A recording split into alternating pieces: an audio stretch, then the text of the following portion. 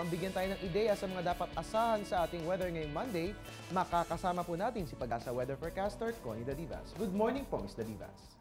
Yes, good morning din sa iyo, Harry, at sa ating mga televiewers. Ms. Dadivas, kahapon nga ay nabuo na sa loob ng ating PAR itong si Bagyong Emong.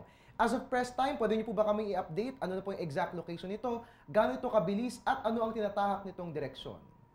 As of 4 a.m., ang Bagyong Emong ay nasa layong 300 kilometers silangan po ng Vira, Catanduanes.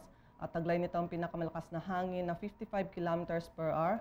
At ito ay kumikilos pa hilagang kanluran sa bilis na 13 kilometers per hour. Alright, Ms. Dadivas, ano-ano po ba yung mga lugar na makararanas ng hagupit ni Bagyong Emong kung sakaling ito ay magla-landfall sa atin? Hindi po natin inaasahang magla-landfall itong Bagyong Emong. At inaasahan po natin na medyo gigilid lang ito sa may southern Luzon and then magna-northward na ito at papataas na palabas ng Philippine Area of Responsibility. Pero inaasahan po natin magpapaulan ito ngayong araw dito sa southern Luzon, Visayas and Mindanao. At sa susunod naman ng mga araw, at habang ito ay papalayo, magpapaulan naman sa Kabisayaan at sa buong Luzon. Alright, that's great news mga kababayan. Inuulit po namin, hindi po magla-landfall si Bagyong Emong.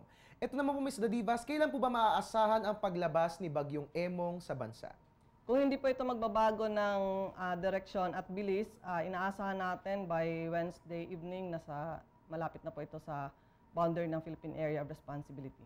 Alright, that's great news. And bilang panghuli na lang po, Ms. Dadivas, na lang po ang pwede niyong maipayo sa ating mga tagapanood bilang ngayon nga po, merong bagyo sa ating bansa.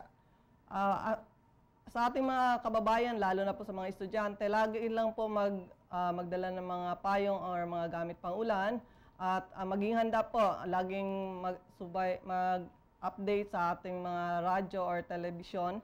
Lalong-lalo na po magkakaroon tayo ng mga pag-ulan, malakas na pag-ulan sa Wednesday or Thursday dito sa Metro Manila. So asahan po natin, posible magkakaroon ng mga pagbaha. Alright, maraming salamat po mga kababayan. Nakasama po natin si Pag-asa Weather Forecaster, Connie Dadivas.